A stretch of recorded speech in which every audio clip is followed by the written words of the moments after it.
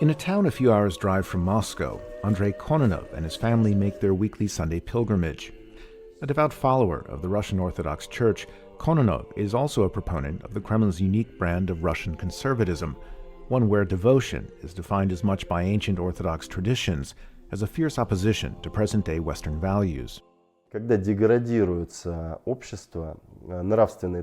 It's when people's spirituality is degraded and what's destructive is presented as normal. The problem with Western society today is that the line between what's good and what's bad is increasingly blurred. Sister Elena embraced the Orthodox faith long ago. Even as Soviet authorities repressed religious freedom, she dedicated her life to the church as an icon artist. She says today's Russia, under President Vladimir Putin, is an easier place to be a believer.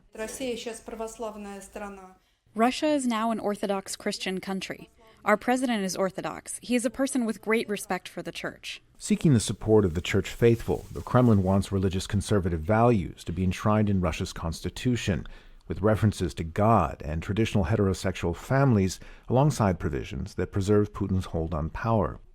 But some observers say this may be a Kremlin tactic to overcome a lack of public enthusiasm for the constitutional changes and to generate votes from Putin's core conservative base. This religious aspect is really provocative because quite a lot of people do not agree with religious content in the constitution. Also, it's not clear which kind of God are we talking about, whether it's Christian God, a Muslim God, or whatever God.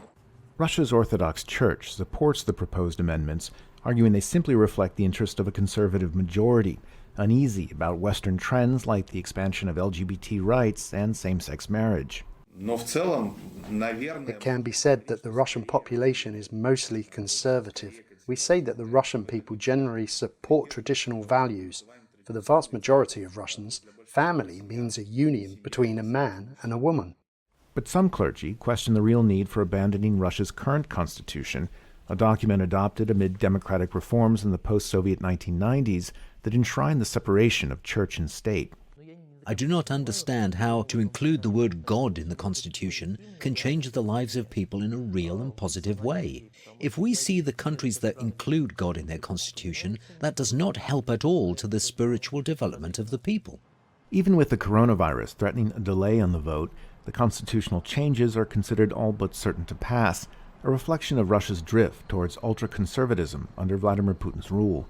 These days, Orthodox schools like this one, on the outskirts of Moscow, introduce a new generation to Russia's ultra-conservative leanings.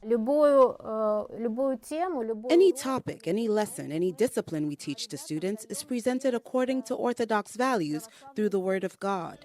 From the classroom to the Kremlin, conservative values already influence Russia's present-day political and cultural life. Now, with a vote to place religion at the center of its constitution, Russia's ultra-conservatives hope to join President Putin in reshaping the country's future. Charles Maynes for VOA News, Moscow.